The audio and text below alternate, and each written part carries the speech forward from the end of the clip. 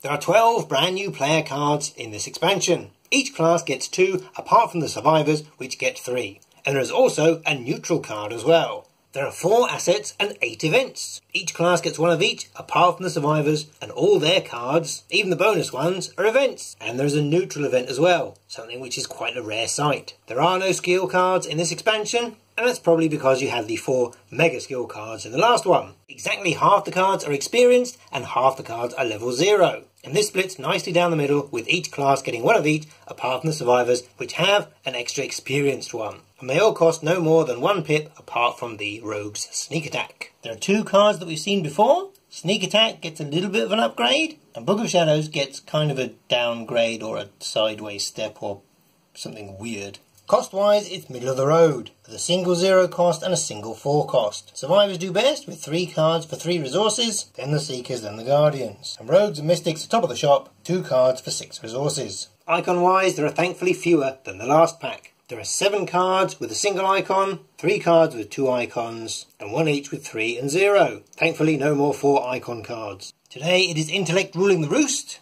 but only with a mere 6 icons. This is followed by Combat with 5, Willpower with 3, and poor old Agility only gets 2. There are 4 fast cards in this pack, which includes all 3 of the Survivor cards. Spell-wise, there is 1, and we also get a Tome as well. And unlike the previous Book of Shadows, Daisy can actually afford it. There are only 2 items, and only the Guardians get a weapon. There are 2 new allies, and we're desperately in need of allies. And both of these are patrons, whatever that means for the future. And usually, the Seeker ally doesn't have a reaction to entering play. Probably because there isn't enough room for more text. But our neutral card is all about allies, both finding them and making them cheaper.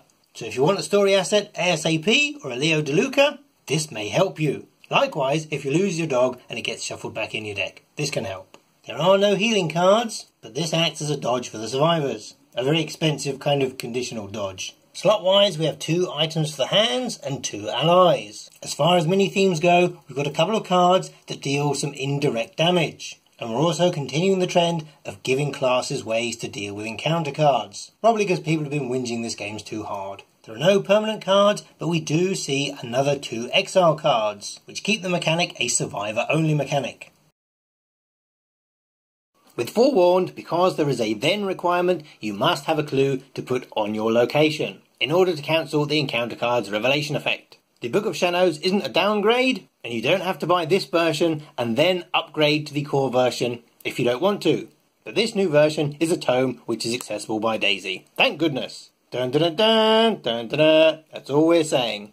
With Charles Ross, you may spend resources to pay for item assets played by other investigators at your location. You don't have to pay the full thing, you can just make a contribution of however many resources you want. And with his triggered ability, this is a cumulative discount that you are building up. So you can keep triggering it and accumulating a discount of 2, 3, 4, etc. And the next player to purchase an item asset receives this bonus automatically. They can't choose to ignore it, the discount is automatically applied. With Calling in Favours, because of the way ownership and control works, you can use teamwork to take control of an asset owned by another player. And when you play Calling in Favours, it returns to its owner's hand, but it is counted as going to your hand, so Calling in Favour resolves. And then you get to search the top 9 cards of your deck for a different ally and play it. The same is true with story assets which you're currently controlling. The card is considered to have entered your hand, but because it doesn't belong to you, it belongs to the scenario, it will go back where it came from. If it came from the encounter deck, then it will go to the encounter discard pile. If it came from out of play, then it will go back out of play. But it is still considered to have entered your hand, and you do get to fully resolve Calling in Favours.